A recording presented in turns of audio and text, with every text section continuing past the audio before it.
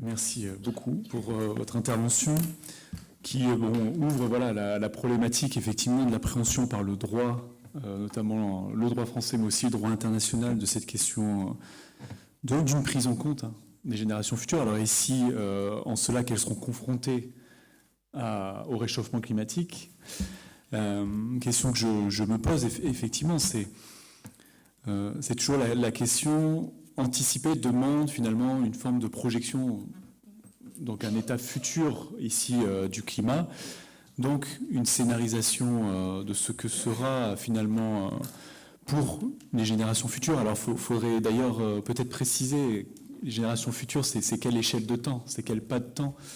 Et on voit avec ce qui est fait en Aquitaine notamment que cette atténuation ou cette acclimatation, c'est pas un jeu de mots, vis-à-vis du réchauffement climatique est très local, très territorial, donc dépend effectivement des institutions, d'une culture, et comment on peut anticiper ça, puisqu'on ne saura pas précisément ce que seront ces territoires, ces cultures, ces institutions, dans le pas de temps qui sont celles des générations futures.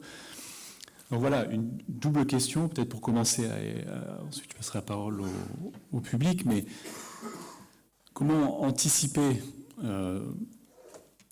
finalement un niveau de risque climatique pour pouvoir adapter nos outils. Alors peut-être qu'ici c'est les travaux plus scientifiques du GIEC, et par rapport aux préconisations pratiques, comment on peut anticiper des préconisations pratiques, sachant que celles-ci dépendent précisément des personnes présentes, des institutions, des cultures. Donc. Alors, il y a un point très important que je n'ai pas évoqué, mais qui est issu aussi de travaux de recherche menés par une ANR qui s'appelle Storisk, c'est-à-dire les petites îles face au changement climatique. Et nous travaillons sur la notion de trajectoire de vulnérabilité. C'est-à-dire comprendre ce qui s'est passé dans le passé pour... Alors, prévoir, c'est un grand mot, mais envisager, anticiper les phénomènes climatiques et leurs impacts qui pourront se dérouler sur les 50 prochaines années. Donc les trajectoires de vulnérabilité. Et nous avons une recommandation dans l'avis du CESE qui est de travailler sur les vulnérabilités non seulement des territoires, c'est-à-dire le trait de côte, les cyclones, etc., mais aussi sur les vulnérabilités sociales, et croiser ces différents types de vulnérabilité et faire des études en ce sens. J'avoue que j'étais assez interpellée par votre réflexion. Vous avez dit cette forme de prédiction quand vous avez parlé de l'anticipation. C'est vrai qu'on essaye de faire ça, hein, il faut bien le dire. On essaye de prévoir ce qui va se passer. Alors, les scientifiques, après, ils ont des modèles avec différents scénarios. Et c'est vrai qu'on est beaucoup là-dedans. Et puis on est aussi dans le développement de ce qu'on appelle les services climatiques, c'est-à-dire comment donner à la population la possibilité d'avoir accès à des informations de type climatique, quel type d'événement extrême peut se produire, etc. Sur cette question d'anticipation, on a parlé, je voulais reprendre aussi sur la question des migrations, vous en avez parlé dans votre introduction, les migrants climatiques, c'est une grande question aussi, hein, c'est-à-dire que des changements climatiques, des bouleversements climatiques vont conduire des populations à se déplacer. Alors soit on subit, hein, on attend que ça se passe, quand ça arrivera, ça arrivera, soit on s'y prépare, et à ce moment-là, comment fait-on ? Je vous rappelle qu'en ce moment même, nous avons des discussions très difficiles sur la loi littorale, hein, qui concerne l'adaptation au changement climatique. Donc, il faut envisager, les scientifiques envisagent ce qu'on appelle le recul stratégique. Recul stratégique, c'est-à-dire ne plus faire de l'urbanisme comme on faisait avant, déplacer des habitations. C'est ce qui nous est arrivé après Xynthia, à La Rochelle, d'où je viens, une tempête, submersion, ce qu'on a appelé les zones noires. Et puis, il a fallu effectivement déplacer, mais alors dans des conditions vraiment extrêmement douloureuses pour la population, hein, parce que ça a été très très brutal, ça a été un peu la double peine. Vous subissez la tempête et en plus vous perdez votre habitation. Donc il faut Ça, c'est le rôle des politiques publiques, hein, c'est anticiper, prévoir, protéger la population, normalement. Donc entre cette démarche des scientifiques sur les trajectoires de vulnérabilité, moi qui me semble peut-être une bonne idée, sans en attendre des miracles, hein, et puis l'idée d'avoir des politiques publiques plus anticipatrices et plus, entre guillemets, responsables, mais à l'échelle d'une génération, le temps politique, il est très court. Hein. Les élus, ils raisonnent à l'échelle de leur mandat. Hein. D'où l'idée, effectivement, d'avoir cette troisième chambre du futur qui permet d'inscrire les politiques publiques dans un temps plus long. Mais ça reste une question très difficile, oui.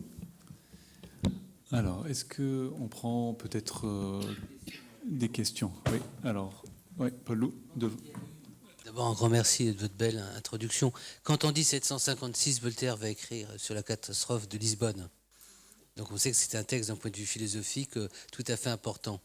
On est face à la destinée, face à l'inévitable et face à une tragédie qu'on ne maîtrise pas. Derrière tout ce que vous avez dit de très subtil, il y a, est-ce qu'on est encore en capacité de maîtriser quoi que ce soit? Donc à la fois, on a les outils, d'une certaine manière, qui permettent de faire de la prospective, donc de se projeter dans un avenir. On a le sentiment d'un irrévocable possible, c'est-à-dire si on ne fait rien, on va vers l'abîme. Et on a l'impression qu'il y a une dérégulation malgré tout au niveau économique, au niveau industriel, au niveau politique. On ne voit pas qui maîtrise quoi d'une certaine façon. Et on a l'impression qu'on vit en direct une catastrophe annoncée. C'est-à-dire ce que vous avez dit, c'est qu'on a des instruments qui renvoient à des valeurs universelles, que si on devait avoir une approche éthique ou prudentielle de ces questions, il faudrait reprendre la question des vulnérabilités partagées, puisque vous avez les plus vulnérables, effectivement, et vous l'avez dit, c'est une injustice abyssale, que plus on est vulnérable, plus on est exposé, mais derrière, vous avez d'autres vulnérabilités, qui sont la vulnérabilité, par exemple, d'une société incapable aujourd'hui d'assumer ses richesses, en tous les cas de partager, bref. Donc vous avez posé le discours en termes politiques. Et nous, ce qu'on a vu à travers les états généraux de la bioéthique, sur les questions les plus déterminantes de la bioéthique, c'est l'impossibilité de réguler quoi que ce soit. Donc la vraie question que je vous pose, certes, vous avez le Conseil économique, social et environnemental, certes, vous avez eu Jacques Chirac avec la Constitution sur le principe de précaution, mais qu'est-ce que vous pensez qu'il faudrait mettre en œuvre? Alors vous avez c'est une ouverture en disant information et démocratisation dans les arbitrages. Mais là, on voit des associations, des ONG qui nous alertent au quotidien sur les méfaits, la mer, enfin tout ce qui se passe au quotidien. Et on a l'impression d'être les témoins impuissants.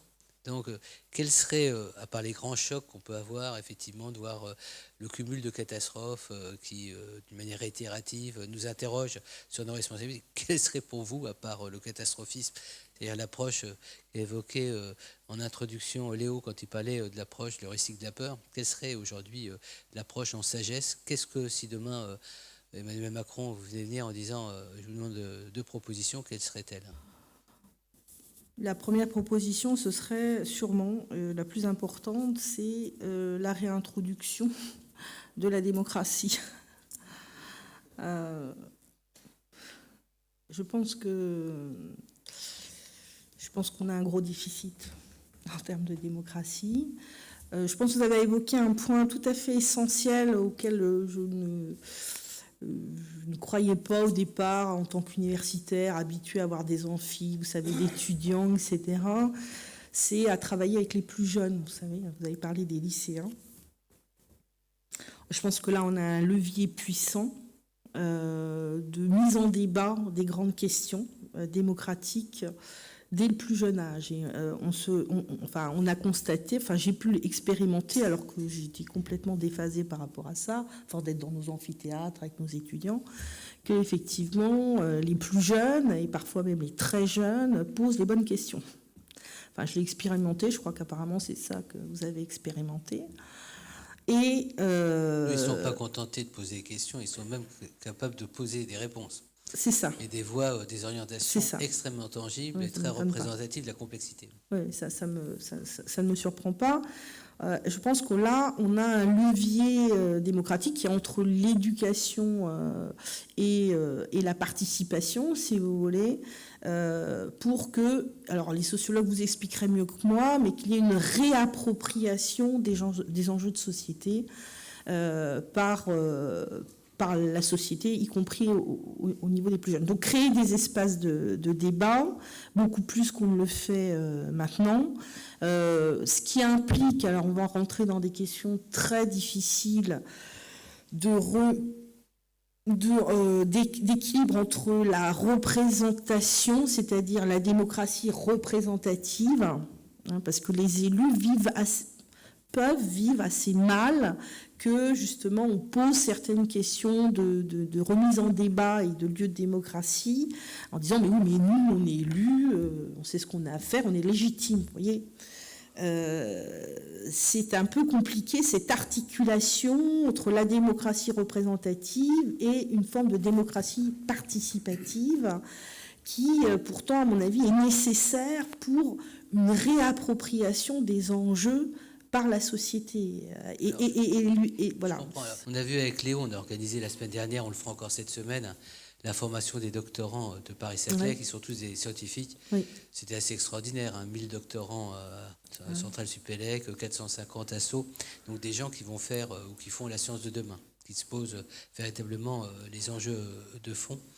Mais d'une certaine manière, ce qu'on a vu aussi apparaître, c'est le scepticisme ambiant dans la relation sens-société, avec la critique, je ne parle pas que des fake news, de l'expertise, c'est-à-dire les compétences qui, pour d'une manière assez démagogique, sont remises en cause. On avait comme prescription, quand on a organisé les états généraux, surtout éviter que les experts s'expriment trop. C'est le public qui a l'expertise, ce qui est totalement faux. C'est effectivement l'interaction entre un savoir expertal et d'autres types d'expertise qui est à trouver. On a l'impression qu'on se trouve dans une position extrêmement délicate. Tout le monde a le sentiment qu'il faut agir. Tout le monde a le sentiment qu'il faut réinventer des espaces tiers face à une dérégulation en termes de pouvoir politique. Et on a le sentiment quand même qu'il y a une inertie. Quel serait, en un mot, le déclencheur qui nous permettrait de passer du stade, j'allais dire, à la fois contemplatif et compassionnel à un stade, j'allais dire, de dynamique, de mobilisation, dont on sait que s'il n'est pas pour très vite, il sera trop tard demain, quoi. La seule, je n'avais pas 36 façons, c'est de construire les politiques sur du temps long et pas de la manière dont on construit dont on fait les choix aujourd'hui. Donc, pour le coup, une chambre du futur, c'est une bonne idée à la base, si vous voulez. On ne pourra pas surmonter tout ce que vous venez de dire si on continue de prendre des décisions à des échelles de 2, 3, 5 ans, quoi. C'est tout simplement pas possible. Donc il faut réintroduire une échelle de décision qui prend en considération le temps long, l'intérêt des générations futures. Alors ça peut passer par des structures institutionnelles comme une chambre du futur, c'est une solution, mais il faudrait qu'elle ait un vrai poids politique et que ça ne soit pas une instance consultative uniquement. Bah, c'est une possibilité, ouais. Non, mais c'est vrai que c'est une question. Bonjour, je vous remercie pour cette conférence extrêmement intéressante. J'aurais voulu rebondir sur ce qui vient d'être dit, la Chambre du futur, nommée par le président. Moi, ça m'interpelle énormément parce que pour avoir quelque chose qui puisse être utile et démocratique, d'abord, il faut effectivement peut-être quelque chose de stable, ça je suis d'accord, mais constitué de toute génération. Et là, le souci que l'on voit actuellement, notamment, je vois les CPU qui commencent à s'intéresser un petit peu à ce développement durable, eh bien, est construit que sur des représentants des universités et ne fait pas une part importante à ces générations futures dont vous avez témoigné qu'il y avait beaucoup d'idées, beaucoup de choses. Donc, je crois qu'il y a aussi, ma question, c'était un petit peu comment peut-on, pour pouvoir démocratiser le débat, se servir de ce qui est actuellement très, très en vogue, c'est-à-dire l'image, la communication. Et bon, je crois qu'il faut aussi se servir des armes actuelles pour pouvoir communiquer. Et il y a effectivement partout, moi, quand je discute avec tous les jeunes autour de moi, des gens qui sont extrêmement sensibles, mais qui se retrouvent démunis. Et il y a des idées partout qui me semblent importantes de communiquer. Est-ce que vous avez un espace de parole ? Parce qu'en fait, moi, je vous découvre là, je vous avoue, ça m'intéressait le sujet, donc je suis venue voir, et je vous découvre aujourd'hui. Donc je trouve ça vraiment très regrettable. Bon, c'est vrai qu'en tant que juriste, on est formé à trouver les garanties de la démocratie, les garanties institutionnelles. C'est-à-dire, effectivement, si vous avez une assemblée nommée par une personne, vous n'avez aucune garantie de son bon fonctionnement. Donc, il faut une pluralité dans la décision, une transparence dans la décision et des institutions construites pour permettre ça. Il faut aussi des institutions qui permettent de ne pas décrédibiliser l'expertise, comme ça a été évoqué. Jean Jouzel en parle souvent de ça, ce climatologue très expérimenté. Le CESE a produit un avis sur les relations sciences-société dans le dialogue climatique, d'ailleurs, je vous encourage à le voir. Et il est assez frappé de ça, de voir comment est remise en question, bousculée l'expertise, et il est gêné de voir, tout est mis au même niveau, etc. Je pense qu'on peut... l'argumentation, elle doit amener la décision. C'est le niveau d'argumentation, il ne faut pas confondre le fait que tout le monde puisse participer, effectivement, le niveau d'argumentation qu'on peut déployer. Vous parlez d'instances de parole. Je dois dire que le Conseil économique, social et environnemental, qui va donc disparaître dans la réforme telle qu'il existe, si ça se passe comme ça, a été pour moi une expérience assez phénoménale de se confronter à tous ces groupes, parce qu'il y a plusieurs groupes qui sont représentés, artisanat, agriculture, le MEDEF, etc. Donc on confrontait nos idées sans pression, c'est ça que j'ai trouvé intéressant. C'est-à-dire que, du coup, ces représentants, la CGT, etc., les syndicats, qui peuvent être forcément, quand ils sont dans des luttes, dans des postures, c'est normal, ils défendent... Bon. Et là, tout d'un coup, parce qu'il n'y avait pas cette pression de prendre un texte, etc., avaient des avancées, on avait des éléments de compréhension pour construire un avenir ensemble. Et moi, je trouvais que cette expérience démocratique était importante. En plus, tous les textes sont co-construit, chaque phrase est discutée d'un avis, c'est pas... Voilà, donc la présidente de section dit souvent que sur le plan démocratique, c'est très solide. C'est pas on met quelqu'un, un rapporteur qui écrit ça, on met au vote. Non, c'est pas comme ça que ça se passe. Il y a un processus d'élaboration qui est très solide et qui est très co-construit. Ce qu'il y a, c'est que le CESE, pour différentes raisons financières et autres, a aussi été très décrédibilisé, ce qui n'empêche pas qu'il faut peut-être considérer l'intérêt de ce type d'institution. Les espaces de parole dont on parle sont finalement très peu institutionnalisés. C'est dans le cercle universitaire, etc. Alors, il y a une réflexion qui est très menée. On pousse les universités, les programmes de recherche à avoir cette collaboration avec la société civile. Vous savez que les instances de la recherche sont parfois réticentes à cette question-là.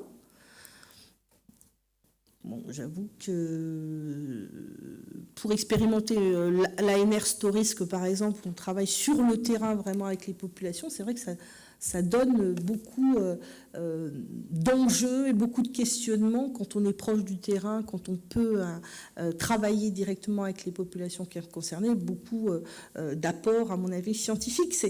C'est délicat, cette articulation entre le scientifique qui doit être indépendant, avancer dans sa science sans être, entre guillemets, perturbé, et puis ces interactions avec la société civile. Moi, je pense qu'il y a de plus en plus d'instances de dialogue, et c'est des propositions que vous verrez dans l'avis co-rapporté par M.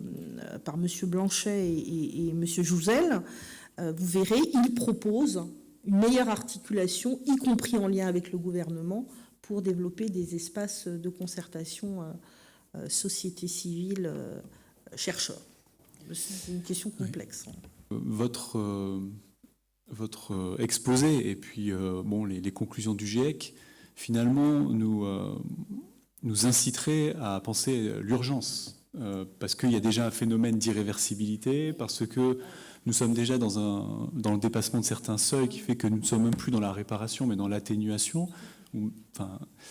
Donc il y a ici, je crois, une sorte de conflit temporel, parce que la préconisation est celle de la démocratie, et la démocratie, c'est un temps lent et long. La concertation, ça demande du temps. La prise de décision collective, ça demande du temps. Et c'est vrai, et c'est l'ambiguïté aussi de tout ça. C'est que nous sommes dans des concurrences temporelles où finalement les conclusions scientifiques nous appellent à l'urgence, à la prise de décision rapide. Et effectivement, ici, peut-être que le plus rapide, c'est des instances très hiérarchiques, voire autoritaires, qui imposeraient des contraintes aux populations. Par exemple, des restrictions sur la consommation, voilà. C'est des propositions qui existent. Voilà, on est face à des temporalités politiques qui sont lentes, et si effectivement, et c'est ce qui est souhaitable me semble-t-il, on veut de la concertation, de la démocratie, de la réappropriation, il y a ici un conflit temporel très fort.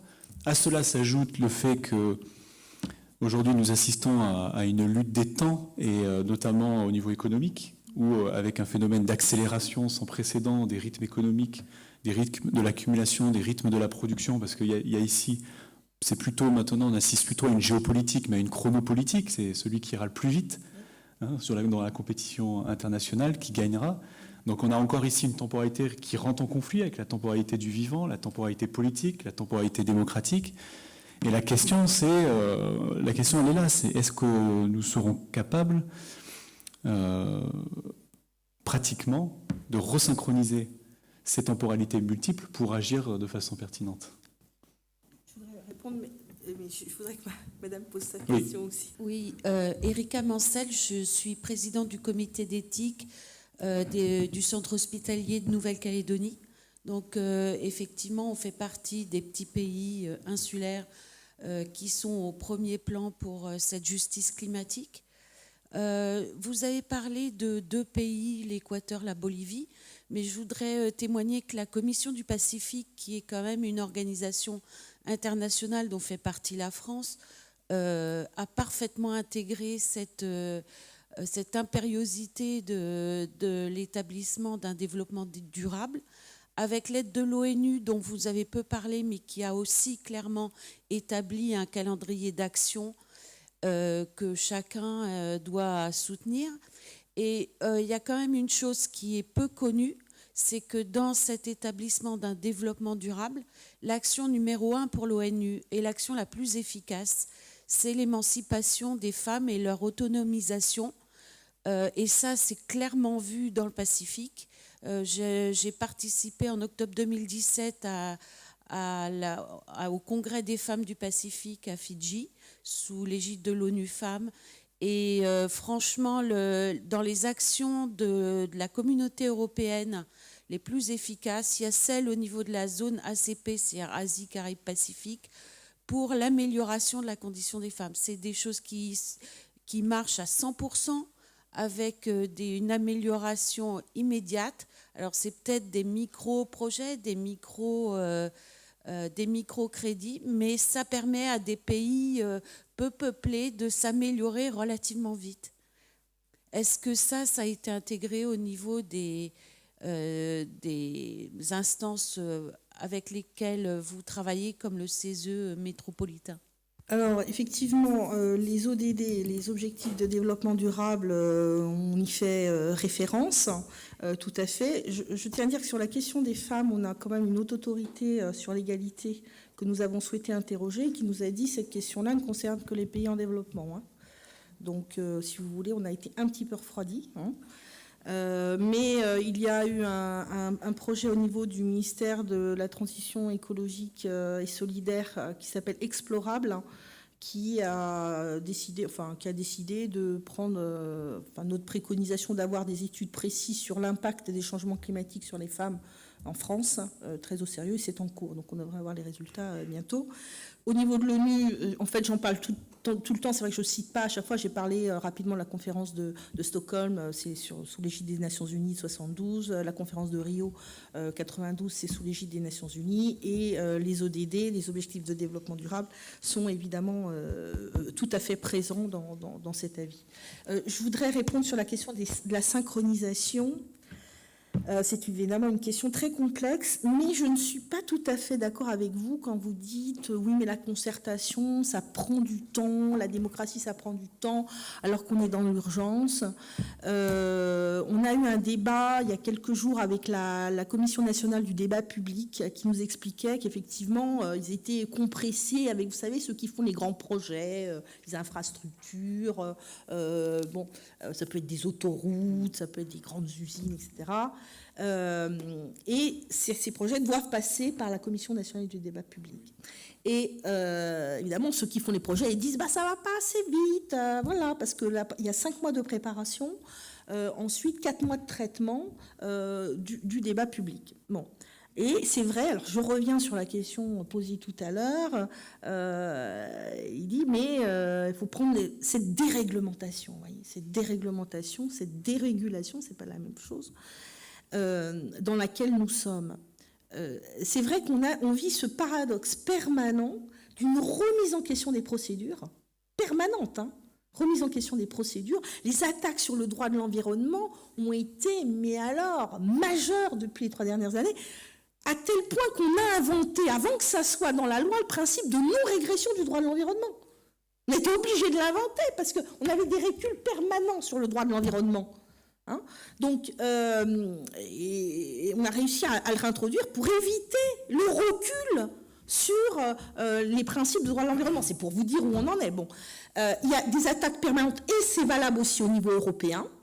D'ailleurs, je vous annonce qu'il y a une étude qui est en cours, qui a été demandée par le ministère des Affaires étrangères sur un état des lieux de droit de l'environnement, qui a été demandé à un cabinet d'avocats d'affaires. D'accord, c'est eux qui vont faire l'état des lieux du droit de l'environnement, accessoirement. Bon. Donc, la question de cette dérégulation, elle est très importante, on y est confronté, mais alors, tout le temps. Oui, mais les règles, ça retarde les projets, etc. Oui, mais bon, alors on invoque l'éolien, mais oui, mais vous bloquez même les projets qui vont dans le sens de la protection de l'environnement. C'est très compliqué, bien sûr, c'est compliqué. Les procédures, souvent, elles sont là pour sécuriser une décision. Bon, alors on ne parle que de choc de simplification. Bon. Il faut arriver, effectivement, à prendre un temps. Au moment du Grenelle de l'environnement, par exemple, on a pris un temps avec tous les groupes d'acteurs pour dire voilà ce qui est fait, ce qui a déjà été fait, voilà le socle de droit, voilà vers quoi on tend. Mais maintenant, on ne peut plus faire ça.